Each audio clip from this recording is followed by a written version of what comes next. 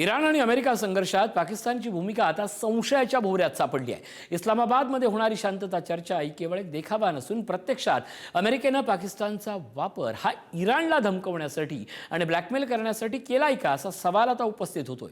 पाहूयात या संदर्भातील हा स्पेशल रिपोर्ट। अमेरिका इराण संघर्षात पाकची भूमिका संशयाच्या भोवऱ्यात। शांतता चर्चेचं व्यासपीठ की अमेरिकेचं पोस्ट ऑफिस पाकिस्तान। अमेरिकेकडून पाकिस्तानचा वापर इराणला धमकवण्यासाठी, इराणला नमवण्यासाठी ट्रम्प करतायत पाकचा वापर। पाकिस्तानची जागतिक प्रतिमा सौ चूहे खाकर बिल्ली चली हज को अशी आहे। हाच पाकिस्तान आता अमेरिका आणि इराणमध्ये शांतता करण्यासाठी पुढाकार घेत असेल तर पाकिस्तानवर कोण विश्वास ठेवणार? आणि नेमका हाच सवाल इराण आणि अमेरिकेदरम्यान चर्चा फिसकटल्यानं केला जातोय। खरं तर अमेरिकेनं या चर्चेसाठी संयुक्त अरब अमिरातीसारख्या तटस्थ देशांऐवजी पाकिस्तानची निवड करण्यामागे मोठी कुटील राजकारण असल्याचं तज्ञांचं मत आहे। पाकिस्तानचं अमेरिकेवरील आर्थिक अवलंबित्व प्रमुख कारण। पाकच्या भूमीवर इराणच्या प्रतिनिधींसोबत दगाफटका होण्याची शक्यता।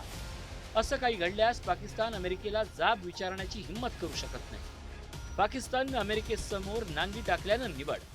अमेरिका आणि इराण संघर्षामध्ये मध्यस्थाची भूमिका अदा करण्यासाठी आर्थिकदृष्ट्या, भूराजकीयदृष्ट्या, त्याचबरोबर मुत्सद्देगिरीच्या अनुषंगानं पाकिस्तानची कुवत नाहीये आणि म्हणूनच पाकिस्तान हा अमेरिकेच्या ताटाखालचं मांजर असल्यासारखाच वावरताना आपल्याला मागच्या काही काळामध्ये स्पष्टपणे दिसून आलेला आहे। ओसामा बिन लादेनच्या विरुद्धची कारवाई असो किंवा अफगाणिस्तान युद्धामध्ये सुद्धा अमेरिकेनं वेळोवेळी पाकिस्तानला यूज अँड थ्रोज केलेलं आपल्याला स्पष्टपणे दिसून आलेलं आहे। आणि त्याच अनुषंगानं आज घडीला डोनाल्ड ट्रम्प आपला स्वार्थ साधण्यासाठी पाकिस्तानच्या असीम मुनीरला, त्याचबरोबर शहबाज शरीफला आपल्या अनुषंगानं वापर करून घेताना स्पष्टपणे दिसून येत आहे।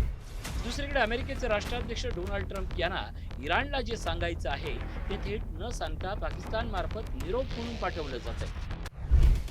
डोनाल्ड ट्रम्प यांचे निरोप देण्याच्या भूमिकेत पाक लष्कर प्रमुख आसिफ मुनीर यांचा इराणचा दौरा शांततेसाठी नसून अमेरिकेचा निरोप पोहोचवण्यासाठी।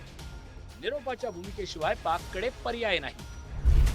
अमेरिकेची तळी उचलून जागतिक पातळीवर शांतता नांदवण्याची जबाबदारी उचलण्याचं नाटक पाकिस्तानकडून करण्यात येत असलं तरी इराणचा पाकिस्तानवर विश्वास राहिलेला नाही।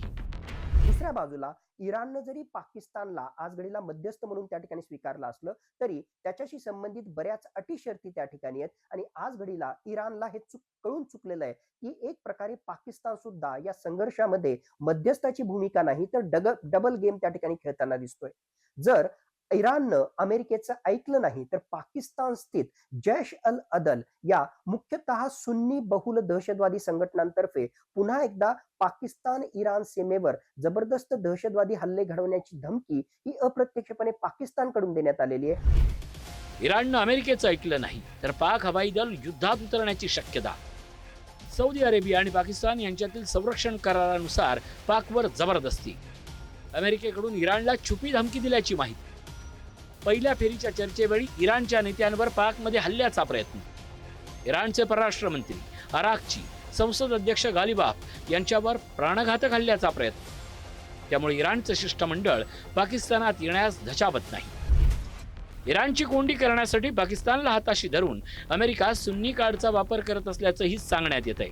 पाकिस्तानचा वापर करून इराणला 2 स्तरावर धमकावण्यात येत आहे। अतिरेकी गटाचा वापर। बलुचिस्तान प्रांतात सक्रिय असलेल्या जैश उल अदल सारख्या सुन्नी अतिरेकी गटांना पाकिस्तानचा पाठिंबा। इराणनं चर्चा नाकारली तर हे गट इराणमध्ये अस्थिरता निर्माण करतील असा इशारा। तर दुसरीकडे पाकिस्तानचा वापर करून इराणला धमक्या देण्यात येत आहेत। अण्वस्त्रांची धमकी। शिया धर्मीय इराणला नमवण्यासाठी सुन्नी बहुल पाकिस्तानच्या अण्वस्त्राचा धाक। पाकिस्तान सध्या अमेरिकेसाठी अशाच एका पोस्ट ऑफिसचं काम करत आहे ज्यातून केवळ धमक्यांची पाकिटं इराणला पोहोचवली जात आहेत। संयुक्त अरब अमिरातीसारख्या प्रगत मुस्लिम राष्ट्रांपासून पाकिस्तानला तोडून एकाकी पाडण्याची अमेरिकेची चाल यशस्वी होताना दिसते। डोनाल्ड ट्रम्प यांचा हा अविवेकी व्यवहार केवळ पाकिस्तानसारख्या आर्थिकदृष्ट्या कमकुवत देशांच्या बाबतीतच शक्य आहे। आता इराण या पाकिस्तानी सापळ्यात अडकणार की स्वतःचा वेगळा मार्ग निवडणार हे पाहावं लागणार आहे। शिवाजी काळे, पुढारी न्यूज, दिल्ली।